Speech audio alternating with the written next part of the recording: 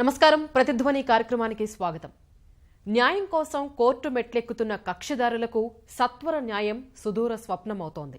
దీనికి తోడు వకీలు ఫీజులు, కాలహరణం సరేసరి. పేదలు ధనికులనే తేడా లేకుండా, వ్యక్తులు సంస్థల తారతమ్యం లేకుండా న్యాయ వివాదాల పరిష్కారానికి భారీగా డబ్బు ఖర్చు చేయాల్సిన పరిస్థితులున్నాయి. దీనికి ప్రత్యామ్నాయంగా మధ్యవర్తిత్వ విధానమే మంచిదంటున్నారు భారత సర్వోన్నత న్యాయస్థానం ప్రధాన న్యాయమూర్తి. ఈ నేపథ్యంలో సంప్రదింపులు, రాజీ, మధ్యవర్తిత్వం ద్వారా వివాదాల పరిష్కారానికి కోర్టుల వెలుపల ఉన్న వ్యవస్థలు ఏంటి అనే అంశంపై ఇవాల్టి మన ప్రతిధ్వనిలో చర్చ. ఇక మనతో పాటు అంతర్జాతీయ ప్రత్యామ్నాయ వివాదాల పరిష్కార ప్రాంతీయ కేంద్రం కార్యదర్శి జేఎల్ఎన్ మూర్తి గారు. నమస్తే అండి. ప్రముఖ న్యాయశాస్త్ర నిపుణులు డాక్టర్ చెన్నుపాటి దివాకర్ బాబు ఉన్నారు. నమస్కారం అండి. ముందుగా జేఎల్ఎన్ మూర్తి గారు, సుప్రీంకోర్టు ప్రధాన న్యాయమూర్తి చైర్మన్ గా గల అంతర్జాతీయ ప్రత్యామ్నాయ వివాదాల పరిష్కార ప్రాంతీయ కేంద్రం కార్యదర్శిగా ఉన్నారు. అయితే హైదరాబాద్ లో ఏర్పాటు చేయనున్న ఆర్బిట్రేషన్ కేంద్రం ద్వారా ఎలాంటి వివాదాలు పరిష్కారం అవుతాయి? వివాదాలు అనేవి ముఖ్యంగా కోర్టులో ఎక్కువగా కేసులు పేరుకుపోయినాయి ఈ మధ్యకాలంలో. అదేవిధంగా ఇండస్ట్రీస్ కి, మరి ఇండివిజువల్స్ కి కూడా ల్యాండ్ ఇష్యూస్ అట్లాంటివి కూడా చాలా ఎక్కువగా ఈ మధ్యకాలంలో మన ముందుకు వస్తున్నాయి. ఇట్లాంటి వివాదాలు అతి తక్కువ సమయంలో పరిష్కార మార్గం అవడానికి ఏదైతే ఈ అంతర్జాతీయ మీడియేషన్ అండ్ ఆర్బిట్రేషన్ సిస్టమ్ ని, ఏదైతే కొత్త సెంటర్ ని ఓపెన్ చేద్దాం అనుకుంటున్నారు మన ఆనరబుల్ జస్టిస్ ఎన్వి రమణ గారు, ఇది చాలా ఇంటర్నేషనల్ స్టాండర్డ్ లో ఆయన మన తెలంగాణ, హైదరాబాద్ లో మొదలెడదాం అనుకుంటున్నారు. దీనివల్ల మన ఇండస్ట్రీస్ లో ఉన్న వివాదాలు, అదే విధంగా మరి ఇండివిజువల్స్ గా ఏదైతే చిన్న చిన్న వివాదాల నుంచి, అంటే ఒక ఫ్యామిలీ వెల్త్ ఇష్యూస్ దగ్గర నుంచి ఒక కార్పొరేట్ ఇష్యూస్ దాకా మనము దీంట్లో పరిష్కారం చేసుకోవచ్చు. దీనివల్ల ఏంటంటే అతి తక్కువ సమయంలో మనకి ఇంటర్నేషనల్ వివాదాలు ఉన్నా కూడా, డొమెస్టిక్ వివాదాలు ఉన్నా కూడా అతి తక్కువ సమయంలో దీన్ని వాళ్ళు పరిష్కార మార్గము ఒక 18 నెలల లోపల దాన్ని పరిష్కారం చేసుకోవచ్చు. దీనివల్ల ఏంటంటే ఒక ఇంటర్నేషనల్ స్టాండర్డ్ సంస్థ ఒకటి మన న్యాయ వ్యవస్థ కింద పనిచేయనున్నది. అది హైకోర్టు అయినా ఉండొచ్చు, సుప్రీంకోర్టు కింద అయినా పనిచేస్తుంది. దీన్ని ఈ పర్టికులర్ సంస్థ పనిచేయడం వలన కోర్టుల్లో డైరెక్ట్ గా ఏదైతే వివాదాలు వస్తాయో ఆ వివాదాలని ఈ ఇన్స్టిట్యూషన్స్ కి వాళ్ళు రిఫర్ చేసి అతి తక్కువ సమయంలో ఏ వివాదమైనా కూడా 21 యాక్ట్స్ లో మనకి వివాద పరిష్కార మార్గానికి అప్లికబిలిటీ ఉంది. దానివల్ల ఏంటంటే ఈ పర్టికులర్ 21 యాక్ట్స్ లో మనకి ఈ ఆర్బిట్రేషన్, మీడియేషన్ అనేది ఉపయోగించుకోవచ్చు అని ఉంది. కాబట్టి అన్ని వివాదాలు అతి తక్కువ సమయంలో మనకి ఏదైతే మన honourable chief justice of India N V Ramana గారు అనుకుంటున్నారో దానివల్ల ఏంటంటే కోర్టుల్లో పేరుకుపోయిన వివాదాలు అతి తక్కువ సమయంలో పరిష్కారం అవ్వచ్చు. అంటే మూర్తి గారు, ఇప్పుడు మీరు అన్నారు కదా 18 నెలల కాలం లోపు, అంటే దీనికి ఒక టైం లిమిట్ కూడా ఉంటుందా? అవునండి, ఎందుకంటే మనకి ఆర్బిట్రేషన్ అండ్ కన్సిలేషన్ యాక్ట్ 1996 దీనికి అప్లికబిలిటీ. అది కూడా తర్వాత అమెండ్మెంట్స్ వచ్చినాయి. 2015, 2018, 2021లో అమెండ్మెంట్స్ వచ్చినాయి. దీనివల్ల ఏంటంటే ఏ వివాదమైనా 1 year లోపల కంప్లీట్ చేయాలి, కానీ పరిష్కారం చేయాలి.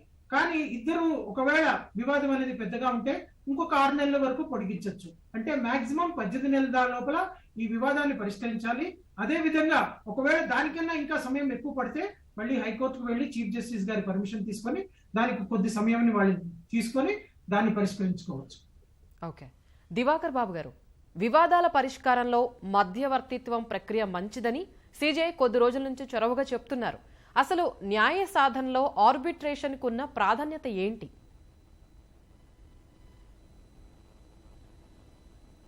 ఇప్పుడు ఇందాక మిత్రులు మూర్తి గారు స్పష్టంగా చెప్పారు. ఇప్పుడు భారతదేశంలో మామూలు కింద స్థాయి నుంచి పై స్థాయి కోర్టుల దాకా దాదాపు 4 కోట్ల కేసులు పెండింగ్లో ఉన్నాయి. మనకి అనాదిగా ఒక సామెత ఉంది, ఏంటంటే కాలయాపంతో కూడిన న్యాయాన్ని హరించటమే అన్నది. అందుకని ఈ కోర్టు వ్యవస్థకి సమాంతరంగా మామూలు వివాదాలని సత్వరంగా, మామూలు ఖర్చులేమితోటి సమర్థవంతంగా పరిష్కరించుకోవడానికి మనకి ఆర్బిట్రేషన్ తోటి పాటు కన్సిలేషన్, తర్వాత మీడియేషన్, ఇవన్నీ కూడా చాలా పద్ధతులు ఉన్నాయి. ముఖ్యంగా ఆర్బిట్రేషను మధ్యవర్తిత్వం ద్వారా వివాదాలను పరిష్కరించుకోవడం అనేది దానికి చాలా ఉపయోగాలు ఉన్నాయి. మనకి న్యాయం అనేది మనకి సకాలంలో అందుతుంది, ఖర్చు కూడా చాలా తక్కువగా ఉంటుంది. అంతేకాకుండా ఇది ఒక రకంగా చెప్పాలంటే విన్ విన్ సిచ్యువేషన్ క్రియేట్ చేస్తుంది. ఎందుకంటే పార్టీసే వాళ్ళు ఆర్బిట్రేషన్ని ఎంచుకుంటారు కాబట్టి వారు ఎంచుకున్న ఆర్బిట్రేటర్ తీర్పిచ్చినప్పుడు ఉభయలకు కూడా అది అంగీకారంగా ఉంటుంది. తత్ఫలితంగా కోర్టు వ్యవస్థలో అయితే ఒకళ్ళ విజయము ఒకళ్ళ అపజయం సాధించడం అవుతుంది. కానీ ఈ యొక్క ఆర్బిట్రేషన్ ప్రాసెస్లో ఇద్దరికి కూడా ఉపయుక్తంగా ఉంటుంది. దీనితోడు పాడు మనకి ఇక్కడ ఒక విషయాన్ని కూడా గమనించాలి. ఇప్పుడు ఈ రోజున ప్రపంచం అంతా కూడా inter dependent and inter related. ఒక రకంగా చెప్పాలంటే ఆర్థిక వ్యవస్థలన్నీ కూడా ఒకదానితో ఒక లింక్ అయి ఉన్నాయి. కాబట్టి ఈ సరళీకృత ఆర్థిక విధానాలు, ప్రపంచీకరణ, అదేవిధంగా ఈ ప్రైవేటీకరణ విధానాలు వచ్చిన తర్వాత మామూలు సేవారంగం అనేది చాలా విస్తృతిగా పెరిగిపోతుంది. దాంతో పాటు మెర్జర్స్, అమాల్గమేషన్స్, ఈ కమర్షియల్ ట్రాన్సాక్షన్స్ దేశీయ పరంగా ప్లస్ అంతర్జాతీయ పరంగా మామూలు లింక్ అయ్యి చాలా ఎక్కువ స్థాయిలో పెరుగుతున్నాయి. అటువంటిప్పుడు వివాదాలు కూడా ఎక్కువ స్థాయిలో పెరుగుతున్నాయి. ఆ విధంగా పెరుగుతున్న వివాదాలకి మరి సత్వరమైన పరిష్కారం కనుక చూపించగలిగినట్లయితే భారతదేశంలో మరి ఎక్కువ స్థాయిలో పెట్టుబడి పెరగడానికి అవకాశం ఉంటుంది. దాని మూలంగా వ్యాపారం కూడా సరళీకృతంగా సులభతరంగా చేసుకోవడానికి అవకాశం ఉంటుంది. దాని మూలంగా మామూలు మన ఆర్థిక వ్యవస్థకి చాలా ప్రయోజనం ఉంటుంది.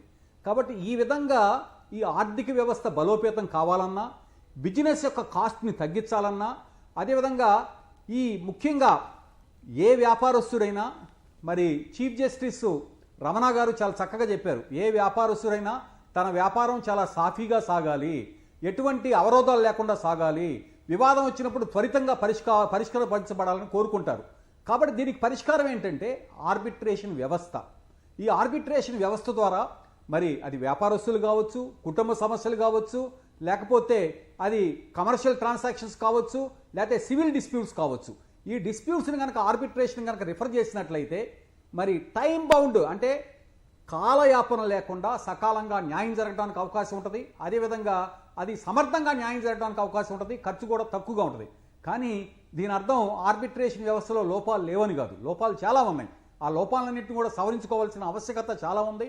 అందుకనే మరి కేంద్ర ప్రభుత్వం కూడా బిఎన్ శ్రీకృష్ణ కమిటీని ఏర్పాటు చేసింది.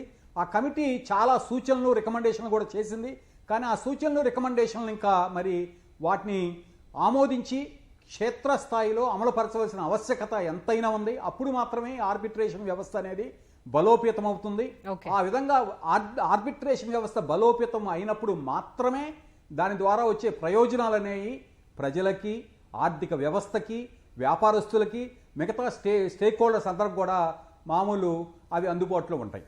ఓకే, మూర్తి గారు, మన దేశంలో న్యాయ సాధన చాలా జాప్యంతో కూడిన ఖరీదైన అంశం అనే అభిప్రాయం ఉంది. ఈ సమస్యల్ని అధిగమించడం ఎలా? ఈ ఆర్బిట్రేషన్తో వీటిని అధిగమించవచ్చా?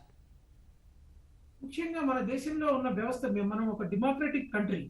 ఈ డెమోక్రటిక్ కంట్రీలో మనది అత్యున్నత స్థాయికి చెందిన న్యాయ వ్యవస్థ. ఎందుకంటే ప్రపంచంలో మనం ఎక్కడికి వెళ్ళినా కూడా మన న్యాయ వ్యవస్థని చాలా గౌరవిస్తారు. ఎందుకంటే డిలే అవ్వచ్చు, మనకి వ్యవస్థలో ఏదైతే ఒక లిటిగేషనో లేకపోతే ఒక ఇష్యూ వచ్చినప్పుడు దాన్ని పరిష్కరించడానికి కొంచెం డిలే అవుతోంది. కానీ ఇట్లాంటి డిలే వలన న్యాయం జరుగుతుందనే ప్రపంచంలో అందరికీ ముఖ్యంగా ఒక ఇండియా మీద ఒక గౌరవం అనేది ఉంది. కానీ మీరన్నట్టు మల్టీనేషనల్ కంపెనీస్ ఏదైతే ఎకనామిక్ రిఫార్మ్స్ తీసుకొచ్చారో, పివి నరసింహారావు గారు, పిసి రావు గారు అప్పుడు లా సెక్రటరీ గారు, వీళ్ళంతా ఎకనామిక్స్ రిఫార్మ్స్ తీసుకొచ్చి ఈ ఆర్బిట్రేషన్ సెంటర్స్ ని ఏదైతే పెట్టారో, వాళ్ళు ముఖ్యంగా ఆ టైంలో ఎప్పుడైతే మల్టీనేషనల్ కంపెనీస్ ఇండియాలో పెట్టుబడి పెట్టడానికి ముందుకు వచ్చినాయో అప్పుడు ఎకనామిక్ గ్రోత్ వస్తుంది. ఎకనామిక్ గ్రోత్ ఎప్పుడైతే వచ్చిందో మనకి మన రూపాయి విలువ కూడా పెరుగుతుంది. మనం కూడా ధనవంతులు, అంటే మన దగ్గర ఉన్న ఒక రూపాయి విలువ చాలా ఎక్కువైనప్పుడు మనం కూడా ధనవంతులు అవ్వడానికి అవకాశం ఎక్కువ ఉంది. ఈ పద్ధతిలో ముఖ్యంగా ఈ ఆర్బిట్రేషన్ సెంటర్స్ ఏదైతే ఉందో దీంట్లో ఆర్బిట్రేషన్, మీడియేషన్, కన్సిలియేషన్, ఈ మూడు పద్ధతులు, అది కాకుండా మన లోక్ అదాలత్ అనే కోర్టు వ్యవస్థలో ఉంటుంది. ఈ మూడు పద్ధతులు చాలా బలమైనవి. ఎందుకంటే 1996లో ఏదైతే ఆర్బిట్రేషన్ యాక్ట్ ని తీసుకొచ్చారో అవి కొన్ని చిన్న ప్రాబ్లమ్స్ వలన, యాక్ట్ లో చిన్న ప్రాబ్లమ్స్ వలన మళ్ళీ 2015లో చాలా గట్టి అమెండ్మెంట్ యాక్ట్ త్రూ ఆర్డినెన్స్ తీసుకొచ్చారు, ప్రెసిడెన్షియల్ ఆర్డినెన్స్ తీసుకొచ్చారు. అది 2015 చాలా మంచి అమెండ్మెంట్స్ ఆర్బిట్రేషన్ లో తీసుకొచ్చారు. దీనివల్ల ఏంటంటే కోర్టుల్లో పేరుకుపోయిన కేసులు, అదే విధంగా ఇండివిజువల్స్ కి ఏదైతే వాళ్ళకున్న ఇష్యూస్ ని వాళ్ళ దృష్టికి మనము ఈ ఆర్బిట్రేషన్, మీడియేషన్, కన్సిలియేషన్ ఉన్నదని వాళ్ళకి చెప్పగలిగితే మన న్యాయ వ్యవస్థలో ఉన్న అడ్వకేట్స్ ముఖ్యంగా దీనికి ఎక్కువ పాల్గొని ఎక్కువ దీన్ని ప్రచారం చేయడానికి చాలా ఇంపార్టెన్స్ ఇవ్వాలి. అదే విధంగా ఈ పర్టికులర్ వ్యవస్థలో ఈ 3 పద్ధతుల ద్వారా ముఖ్యంగా లా ప్రకారం, రూల్ ఆఫ్ లా ప్రకారం ఉన్నాయి కాబట్టి ఇది ఆర్బిట్రేషన్ అనేది అతి తక్కువ సమయంలో మనకి మాక్సిమం 18 నెలల లోపల, మాక్సిమం 2 ఏళ్ల లోపల మనకి ఈ పర్టికులర్ పరిష్కారం అవుతుంది. అదే విధంగా మీడియేషన్ లో మనము 3 నెలల లోపల కూడా పరిష్కారం చేసుకోవడానికి అవకాశం ఉంది. ఏదైతే ఈ మధ్య కాలంలో సింగపూర్ కన్వెన్షన్ అని చెప్పి ఏదైతే ఇంటర్ రిలేటెడ్ కంట్రీస్ ఇష్యూస్ కూడా, బయలాటరల్ ఇష్యూస్ ని కూడా దీంట్లో రిజాల్వ్ చేసుకోవచ్చు. దీనివల్ల ఏంటంటే ఇండియాలో ఉన్న వాళ్ళు కూడా ప్రపంచంలో అన్ని చోట్లకి వెళ్ళి బిజినెస్ పెట్టచ్చు. అన్ని చోట్ల వాళ్ళు ఏదైతే ప్రపంచంలో వాళ్ళు మన ఇండియాలో బిజినెస్ పెట్టినా కూడా వాళ్ళకి ఈ మీడియేషన్ అనేది అతి తక్కువ సమయంలో 3 నెలల లోపల మాక్సిమం, ఈవెన్ కోర్టుల్లో కూడా దీనికి ఎంకరేజ్మెంట్ ఇస్తున్నారు. సో దీనివల్ల ఏంటంటే అతి తక్కువ డబ్బు ఖర్చుతోటి అతి తక్కువ సమయంలో కూడా ఒక section 89 of civil procedure code ఉపయోగించి ఎక్కువ లా ప్రకారం లేకుండా విన్ విన్ సిచ్యువేషన్, ఇందాక మన ద్వారక బాబు గారు చెప్పినట్టు విన్ విన్ సిచ్యువేషన్ వల్ల ఏంటంటే even people will get advantage of winning both the sides and at the same time దీనివల్ల ఏంటంటే పరిష్కార మార్గం అతి తక్కువ సమయంలో అవుతుంది. మరి కన్సిలియేషన్ అనేది ఇంకో పద్ధతి ఉంది, అదే విధంగా లోక్ అదాలత్ అనేది ఉంది. వీటన్నిటి మార్గాలు ఉపయోగిస్తే తప్పకుండా మన చీఫ్ జస్టిస్ గారు ఏదైతే అనుకున్నారో అతి తక్కువ సమయంలో న్యాయం చేకూర్చడానికి చాలా తక్కువ ఖర్చుతో మనము ఇవి చేయగల అవకాశం ఎక్కువ ఉందండి. దివాకర్ బాబు గారు, ఆర్బిట్రేషన్ సెంటర్లో తీసుకునే నిర్ణయాల్లో న్యాయ నిపుణులు, కక్షిదారులు, ప్రభుత్వాల పాత్ర ఎలా ఉంటుంది? కలిగే ప్రయోజనాలేంటి? ఇప్పుడు ఈ ఆర్బిట్రేషన్ అనేది 2 రకాలు. ఒకటేమన్నా అడ్హాక్ ఆర్బిట్రేషన్ అండి, ఇంకోటేమన్నా ఇన్స్టిట్యూషనల్ ఆర్బిట్రేషన్. ప్రపంచవ్యాప్తంగా కనుక చూసినట్లయితే చాలా దేశాల్లో, అభివృద్ధి చెందిన దేశాల్లో ఇన్స్టిట్యూషనల్ ఆర్బిట్రేషన్ అనేది చాలా చాలా ప్రాచుర్యంలో ఉంది. కానీ మన భారతదేశంలో వచ్చేసరికి అడాక్ ఆర్బిట్రేషన్ అంటే పార్టీసే అగ్రిమెంట్ ద్వారా మా మధ్య కనుక ఏదైనా వివాదం కనుక వచ్చినట్లయితే మేము మధ్యవర్తిత్వం ద్వారా పరిష్కరించుకుంటూ ఉంటాం. దాన్ని అడాక్ ఆర్బిట్రేషన్ అంటాం. ముఖ్యంగా కనుక చూసుకున్నట్లయితే భారతదేశంలో ఆర్బిట్రేషను ద్వారా వివాదాలను పరిష్కరించుకోవటం అనేది ఇంకా ప్రజల యొక్క మద్దతుని పొందాల్సిన ఆవశ్యకత ఉంది. ఇప్పుడు ప్రజలు ఆర్బిట్రేషన్ వ్యవస్థని విశ్వసించాలంటే దీనికి కేంద్రీకృతమైన అంశం ఏంటంటే ప్రజలకి ఎవరైతే మధ్యవర్తులుగా ఉండి ఈ యొక్క సమస్యలను పరిష్కరిస్తారో వాళ్ళ మీద అపారమైన విశ్వాసము, నమ్మకము ఉండాలి.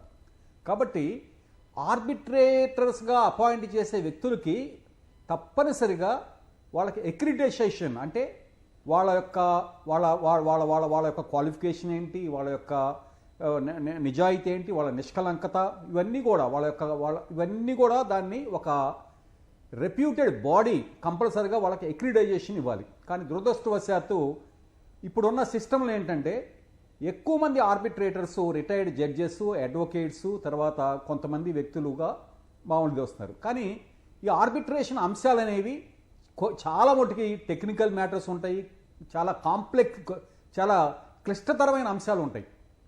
అటుంటప్పుడు ఆ సబ్జెక్ట్లో నిష్ణానిత ఎవరికైతే ఉందో వాళ్ళని ఆర్బిట్రేటర్స్గా అపాయింట్ చేయవలసిన ఆవశ్యకత అనేది చాలా చాలా అవసరం. ఇది కాకుండా ఇప్పుడు చాలామంది కక్షిదారులు కూడా ఇప్పుడు భారతదేశంలో ఈ ఆర్బిట్రేషన్ ద్వారా వివాదాలని పరిష్కరించుకునే విధానానికి ఎక్కువ మంది ఆకర్షణకి మామూలు గురవట్ల. దానికి కారణాలు చాలా ఉన్నాయి. ముఖ్యంగా ఇప్పుడు ఈ అడ్హాక్ ఆర్బిట్రేషన్ చూసుకున్నట్లయితే చాలామంది చాలా కమర్షియల్ ఎంటిటీస్ అగ్రిమెంట్లోనే ఆర్బిట్రేషన్ క్లాజును పెట్టేసి కానీ అవతల వ్యక్తి యొక్క అంగీకారం అనేది పూర్తి విషయ పరిజ్ఞానంతో తీసుకుంటున్నాడా లేదా అని ఆలోచించకుండా డాటెడ్ లైన్స్ మీద సంతకం పెట్టిస్తున్నారు. తద్వారా ఆర్బిట్రేటర్స్ని అపాయింట్ చేసేటప్పుడు కూడా మామూలు అవతల పార్టీ సమ్మతి లేకుండానే మేము పలానా వ్యక్తిని ఆర్బిట్రేటర్గా అపాయింట్ చేశామని చెప్పి ఒక రకంగా చెప్పాలంటే ఈ ఆర్బిట్రేటర్ వ్యవస్థని నీరుగారుస్తూ నిర్వీర్యపరుస్తున్నారు. తత్ఫలితంగా ప్రజల్లో కూడా ఈ ఆర్బిట్రేషన్ ప్రక్రియ మీద, ఈ అడ్హాక్ ఆర్బిట్రేషన్ ప్రక్రియ మీద ఒక అపనమ్మకం అనేది ఏర్పడిన మాట వాస్తవం. అందుకనే మరి కేంద్ర ప్రభుత్వం ఒక ఎక్స్పర్ట్ కమిటీని, ఒక హై పవర్ కమిటీని ఏర్పాటు చేసింది. ఆ కమిటీని ఎందుకు ఏర్పాటు చేశారంటే భారతదేశంలో ఈ ఆర్బిట్రేషన్ వ్యవస్థని మామూలు పరిపుష్టి చేసి దీన్ని బలోపేతం చేయాలంటే ఎటువంటి చర్యలు తీసుకోవాలి అని చెప్పి వారికి దాని మీద అధ్యయనం చేసి ఒక రిపోర్ట్ ఇవ్వమంటే వాళ్ళు ఒక రిపోర్ట్ ఇచ్చారు. ఆ రిపోర్ట్లో వాళ్ళు స్పష్టంగా ఒక విషయాన్ని చెప్పారు. భారతదేశంలో ఆర్బిట్రేషన్ వ్యవస్థని బలోపేతం చేసి పెంపొందించాలంటే కొన్ని చర్యలు తీసుకోవాలి. ఆ చర్యల్లో కొన్ని మామూలు చట్టంలో సవరణ చేయాలి. అదేవిధంగా భారతదేశంలో arbitration promotion council of India అనే ఒక సంస్థను స్థాపించి ఆర్బిట్రేషన్ గురించి ప్రజలలో, వ్యాపార సంస్థల్లో విపరీతమైన ప్రాచుర్యం కల్పించి ప్రజలు దానికి ఆకట్టుకునేటట్టు కూడా చేయాలని చెప్పారు. అంతేకాకుండా వ్యక్తులని, సంస్థలను ఆర్బిట్రేషన్ ప్రక్రియకి వారికి అర్హత కల్పించేటప్పుడు కంపల్సరిగా ఆ వ్యక్తుల అర్హత ఏంటి, ఆ వ్యక్తుల యొక్క నిజాయితీ ఏంటి, ఆ వ్యక్తుల యాంటిసిడెంట్స్ ఏంటి, ఇవన్నీ తీసుకొని మాత్రమే ఆర్బిట్రేటర్స్గా గుర్తించాలని చెప్పారు. అంతేకాకుండా ఇప్పుడు ఆర్బిట్రేషన్ ద్వారా ఏదైనా తీర్పు అంటే అవార్డు తీసుకున్నప్పటికీ కూడా వాటిల్లో మామూలు చాలా అనవసరమైన న్యాయపరమైన జోక్యం ఉంది. కాబట్టి అటువంటి న్యాయపరమైన జోక్యాన్ని కూడా తగ్గించాలని చెప్పారు. అంతేకాకుండా ఈ ఆర్బిట్రేషన్ ఇన్స్టిట్యూషన్స్ ఏవైతే ఉన్నాయో భారతదేశంలో ఈ ఆర్బిట్రేషన్ ఇన్స్టిట్యూషన్స్ దాదాపు ఒక 35 నుంచి 40 దాకా ఉన్నాయి. ఇప్పుడు మన చీఫ్ జస్టిస్ గౌరవనీయులైన రమణ గారు మామూలు హైదరాబాద్లో కూడా ఒక సంస్థని స్థాపించడానికి మొన్న ప్రయత్నాలు చేశారు. ఆ ప్రయత్నం మరి ఫలవంతమయ్యే అవకాశం మనకు కనిపిస్తుంది.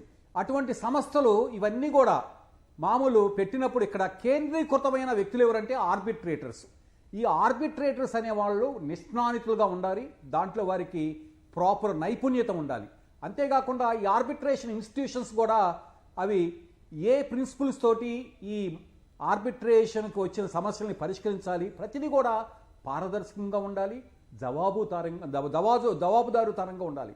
కానీ దురదృష్టవశాత్తు భారతదేశంలో ఈ ప్రమాణాలని నెలకొల్పి అభివృద్ధి చేయటంలో ఈ ఆర్బిట్రేషన్ ఇన్స్టిట్యూషన్స్ కొంతమట్టుకి వైఫల్యం చెందినని చెప్పాలి. ఇప్పుడు ప్రపంచంలో కనుక చూసుకున్నట్లయితే ఇప్పుడు సింగపూర్ కానీ, లండన్ కానీ, అదే జెనీవా కానీ వాళ్ళు కొన్ని ప్రమాణాలు తయారు చేశారు, ఇంటర్నేషనల్ బెంచ్ మార్క్స్. ఈ బెంచ్ మార్క్స్ని కూడా మనం కూడా అడాప్ట్ చేసుకొని ఈ ఇన్స్టిట్యూషనల్ ఆర్బిట్రేషన్ మనం బలోపేతం చేసినట్లయితే ఆర్బిట్రేషన్ వ్యవస్థ అనేది బలోపేతం అవటమే కాకుండా ఈ వ్యాపార సమస్యలు కానివ్వండి, ఆర్థికపరమైన మామూలు సమస్యలు మామూలు వివాదాలు కానివ్వండి, కుటుంబపరమైన వివాదాలు కానీ మరి ఖర్చులేమితో పరిష్కరించడానికి ఆవశ్యకత అనేది, అవకాశం అనేది ఎక్కువగా ఉంటుంది. దీనికి మరి మనం ఆర్బిట్రేషన్ ప్రక్రియ ద్వారా సమస్యల్ని పరిష్కరించుకునేటప్పుడు దానికి సంబంధించిన మనకి భౌతిక పరమైన వనరులు కూడా మనం క్రియేట్ చేయాలి. దానికి ప్రభుత్వం కూడా చట్టంలో తగిన మార్పులు చేర్పులు చేయాలి. ప్రభుత్వ సహాయ సహకారాలు కూడా ఆ వ్యవస్థకి ఉండాలి.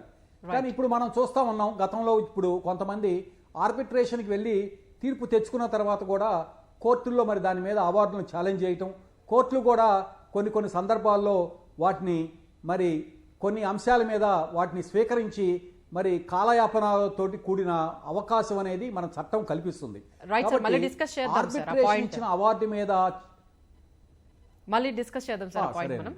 మూర్తి గారు, మన దేశంలో వివాదాల పరిష్కారంలో లీగల్ సర్వీసెస్ అథారిటీ, లోక్ అదాలత్ల పాత్ర ఎలా ఉంది? వీటి పరిధిలో ఏ అంశాలకు చెందిన వివాదాలను పరిష్కరిస్తున్నారు? ఇంతకు ముందు మీరు కూడా మాట్లాడారు లోక్ అదాలత్ల గురించి. అవునండి, ముఖ్యంగా లీగల్ సర్వీసెస్ అథారిటీ అనేది యాక్ట్ వచ్చింది 1987లో ఉంది. ఈ లీగల్ సర్వీసెస్ యాక్ట్ ఏదైతే వచ్చిందో దాన్ని మీడియేషన్ సెంటర్స్ అనే నామకరణం ఎక్కువ చేశారు దీనికి. ఎందుకంటే లీగల్ సర్వీస్ అథారిటీ యాక్ట్ లో మీడియేషన్ అనేది ముఖ్యమైన పాత్ర. దీన్ని ముఖ్యంగా అన్ని కోర్టుల వ్యవస్థల్లో, ప్రతి కోర్టులో, ప్రతి చిన్న కోర్టు అవనండి, పెద్ద కోర్టు అవనండి, ప్రతి డిస్ట్రిక్ట్ లో కూడా లీగల్ సర్వీసెస్ వాళ్ళు ఒక మీడియేషన్ సెంటర్ ని ఏర్పరిచారు. అదే విధంగా ఈ మీడియేషన్ సెంటర్స్ లో చాలా వరకు అంటే అది యాక్చువల్లీ అతి తక్కువ ఖర్చుతో కూడిన వివాద పరిష్కార మార్గాన్ని వాళ్ళు, ఒక జడ్జి గారు ఉంటారు, ఒక జూనియర్ జడ్జి గారు ఉంటారు, దానికి సెక్రటరీగా ఉంటారు, chairman, district principal, secretary, principal judge గారు దానికి చైర్మన్ గా ఉంటారు. కాబట్టి ఇది అతి తక్కువ. నేను పరిష్కారాలు ఈ మధ్య ఈ లీగల్ సర్వీసెస్ అథారిటీలో 100 రూపాయల ఫీజు తోటి కూడా పరిష్కారం చేయించిన అవకాశం ఏర్పడ్డది నాకు. కాబట్టి దీంట్లో ఈ మీడియేషన్ సెంటర్స్ ని ఏదైతే కోర్టులకు వచ్చిన కేసులన్నీ వాళ్ళు వీలైనంత వరకు ఎక్కడైతే మీడియేషన్ ని ఉపయోగించుకోవచ్చో కోర్టులో ఉన్న జడ్జిలు అదే ప్రిమిసెస్ లో ఈ లీగల్ సర్వీసెస్ అథారిటీ వాళ్ళు ఏదైతే ఆ సెంటర్ ని పెట్టున్నారో, ఎందుకంటే ఆ సెంటర్ అతి తక్కువ దగ్గరలో ఉంటే అక్కడికక్కడే ఆ డాకెట్ వెళ్ళిపోవటము, ఆ డాకెట్ వలన పరిష్కారము ఆ పర్టికులర్ కోర్టులో సెంటర్ లో అయిందా లేదా అని తెలిసి వెంటనే ఒకవేళ పరిష్కారం అవ్వకపోతే మళ్ళీ కోర్టుకు వాపస్ డాకెట్ రావడానికి అవకాశం ఎక్కువ ఉంది. కాబట్టి ఈ లీగల్ సర్వీస్ అథారిటీ వాళ్ళు ఏదైతే మీడియేషన్ సెంటర్స్ పెట్టారో ఎక్కువగా దాని వల్ల పరిష్కారాలు చాలా ఎక్కువ జరుగుతున్నాయి. ఈ మధ్య కాలంలో ఎక్కువ వరకు ఫ్యామిలీ ఇష్యూస్ దాంట్లో వెళ్తున్నాయి, కానీ కార్పొరేషన్స్ కూడా దాంట్లో వెళ్ళడానికి ఎక్కువ అవకాశాలు ఉన్నాయి. ఎన్సిఎల్టీ దీన్ని ఎక్కువగా ఉపయోగిస్తున్నారు. అదే విధంగా లోక్ అదాలత్ అనేది ఏదైతే ఉందో ప్రతి నెల సెకండ్ సాటర్డే ఈ పర్టికులర్ లోక్ అదాలత్ ని ప్రతి హైకోర్టు దగ్గర నుంచి ప్రతి కోర్టులో దీన్ని ఈ వివాదాలను పరిష్కరించడానికి ఒక రిటైర్డ్ జడ్జిని పెట్టి దీన్ని వాళ్ళు క్రియేట్ చేసి క్లియరెన్స్ ఇస్తున్నారు. చాలా వరకు వివాదాలు ఇన్సూరెన్స్ వి దీంట్లో ఎక్కువగా వెళ్తున్నాయి. కాబట్టి ఈ రెండు పద్ధతులు కూడా చాలా మంచి పద్ధతులు. కోర్టు ప్రిమిసెస్ లోనే వివాదాలు పరిష్కరించుకోవడానికి ఎక్కువ అవకాశాలు ఉన్నాయండి. రైట్. దివాకర్ బాబు గారు, సంప్రదింపులు, రాజీ, మధ్యవర్తిత్వం ద్వారా కోర్టు వెలుపల వివాదాలు పరిష్కరించుకోవడానికి ప్రస్తుతం అందుబాటులో ఉన్న ప్రత్యామ్నాయ వ్యవస్థలేంటి సార్? కొంచెం బ్రీఫ్గా.